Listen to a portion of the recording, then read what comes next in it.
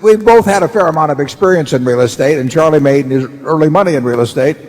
The second point is the more important point. Real estate is not a commodity. I think it tends to be more accurately priced most of the time.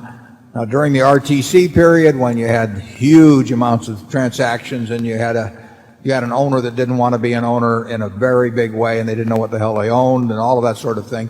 I mean, you had a lot of mispricing then, and I know a few people in this room that made a lot of money off of that. But under most conditions, it's hard to find real estate that's really mispriced. Welcome to Personal Finance Cat, where I share my personal take on personal finance. Welcome to my channel, folks. That famous explanation offered by Warren Buffett is pretty much exactly the reason why I decided to quit real estate. I have another video that explains why I decided to quit real estate, link above. So, I quit real estate. But what next? Believe it or not, I have a PhD in economics. Surprisingly, the classic economic theories barely made a lasting impression on me.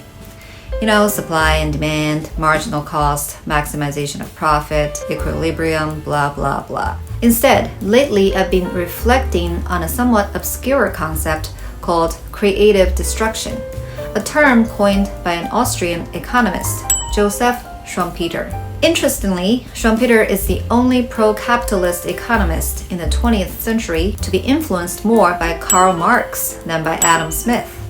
Marx did not share Smith's view that markets are adaptive, self-organizing systems whose emergent properties are social prosperity and peace. Schumpeter followed Marx in describing markets as gyrations of upheavals rather than as marginal adjustments to equilibria. Schumpeter's insights challenge traditional economic theories, while mainstream economists often emphasize concepts like profit motives and price competition. Schumpeter argued that these aren't the essence of capitalism or innovation. He believed that the core of capitalism lies in the disruptive technological changes that overturn entire industries, create new ways of doing things, and generate unprecedented goods and services. Think about that for a second. And let's match that to reality. Throughout history, people's ways of life have been changed fundamentally, and insane riches were made by what? The change of technological regimes. For example, the way railroads replaced canals, automobiles replaced horses, and physical businesses gave way to online businesses. Going back to why I quit real estate, how is this related to Schumpeter? Let me explain. While the tried and true means of generating wealth, aka real estate investing, is nice and fun, it's just the first step. If you look at the Forbes billionaire list, few made their fortunes in real estate. In contrast, most became so through owning businesses. And if you look at the top 10 richest people in the US, these individuals own companies that fit exactly the profile of creative destruction type. Tesla, Amazon, Microsoft, Oracle, Google, Bloomberg, Walmart, and of course, Berkshire Hathaway, whose largest holding is, guess what? Apple. And this is the case throughout history. Think of John D. Rockefeller, Andrew Carnegie, the Vanderbilts, and so forth. They latched on to the latest high-tech at the time that would transform people's lives, and insane fortunes were made as a result. I still love real estate, but a rising tide lifts all boats, and it's a lot easier to ride on that tide. Another common trait of those businesses I just mentioned, the ones owned by America's richest, is that they do not require heavy tangible assets. Perhaps Tesla is an exception, but more on that later. They're all consumer monopolies, in Warren Buffett's words, the type of business that is the most ideal to own. Their balance sheet mostly consists of intangible assets, aka intellectual property, as opposed to property, plant, and equipment. Think the actual Berkshire Hathaway textile mill. Warren talks about it a lot. No matter how great the management was, he just wasn't able to turn it around. So, the lesson I learned is this. To really bring my side hustle, business, spiritual endeavor, or whatever you want to call it, to another level, I need to use what's in here. In other words, it's all about leveraging intellect to create something transformative. Capital has been very cheap until fairly recently, and venture capitalists are everywhere. Then there are the options of building your own business versus buying existing businesses. Recently, there has been a lot of debates about whether you should build your business or buy an existing business. I have my thoughts on this topic. I would argue that building your own business is better. Why? Because the math just works out better. Let me tell you a story about little Warren Buffett and his pinball machines. In 1945, as a high school sophomore, Buffett and a friend spent $25 to purchase a used pinball machine, which they placed in a local barber shop. Within months, they owned several machines in 3 different barber shops across Omaha. They later sold the business to a war veteran for a tidy sum of $1,200. In reading Buffettology, a book written by his former daughter-in-law, Mary Buffett, I understand that the valuation of his pinball business can be even higher if we use the modern-day discounted cash flow model. If you look at the cash flow these pinball machines actually generated, the valuation would have been thousands of dollars. And that's exactly how businesses are valued nowadays. In other words, if you buy an existing business, there is not a gain.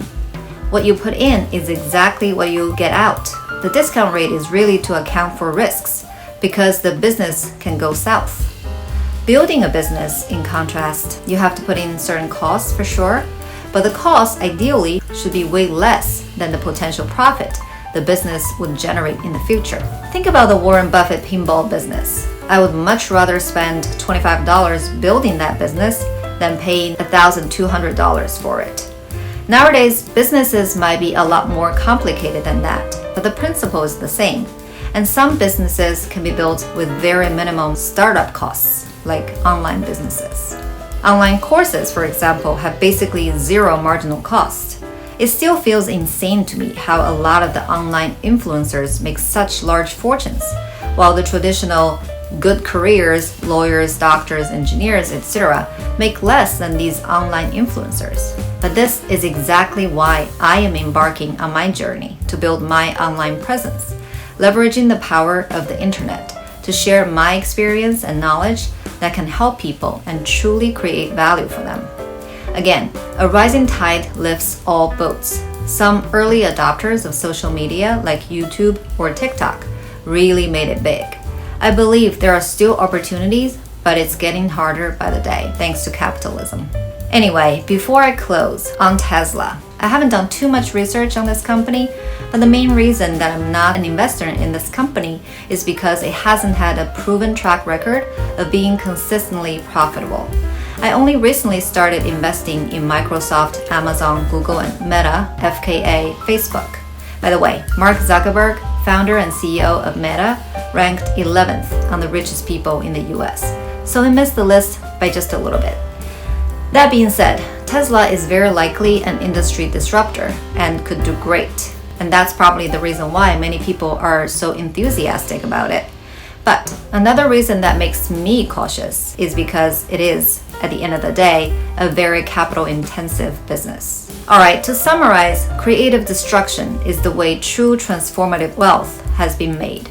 Therefore, instead of hanging on to the old school way of building wealth, aka real estate investing, I have decided to try something new. By the way, when I Googled Schumpeter, see how helpful Google is? That's why I'm an investor. I found this article written by a retired professor, link down below, and learned that apparently Schumpeter was also influenced by Nietzsche. Of course, who wasn't? Is that Nietzsche? You don't speak because of Friedrich Nietzsche. Schumpeter thought of the entrepreneur not as an arbitrager, but as an aristocrat. According to one commentator, Schumpeter's glorification of capitalism centers on the heroic image of the entrepreneur, and this image, like the idea of creative destruction itself, owes far more to Nietzsche than it does to Adam Smith.